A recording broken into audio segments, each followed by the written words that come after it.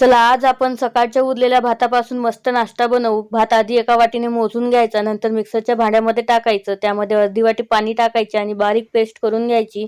नंतर यामध्ये 1 वाटी बेसन पीठ, परत अर्धी वाटी पाणी टाकून परत पेस्ट बनवून घ्यायची. ही पेस्ट एका भांड्यामध्ये काढायची. नंतर यामध्ये पाव वाटी बारीक रवा टाकायचा, चवीपुरतं मीठ, 1 चमचा हिरव्या मिरचीचा ठेचा, सर्व छान मिक्स करून मुरवत ठेवायचं. नंतर एका भांड्याला तेल लावून घ्यायचं. मुरलेल्या पिठामध्ये इनो टाकायचं आणि छान मिक्स करून घ्यायचं आणि तेल लावलेल्या भांड्यामध्ये ओतून घ्यायचं. नंतर 15 मिनिट हे मिश्रण वाफवून घ्यायचं. इथे नाश्ता छान वाफवला गेलेला आहे. आता थंड झाल्यानंतर याच्या कडा मोकळा करून याला डिमोल्ड करून घ्यायचं. नंतर चाकूने चौकोनी आकारामध्ये याला कापून घ्यायचं.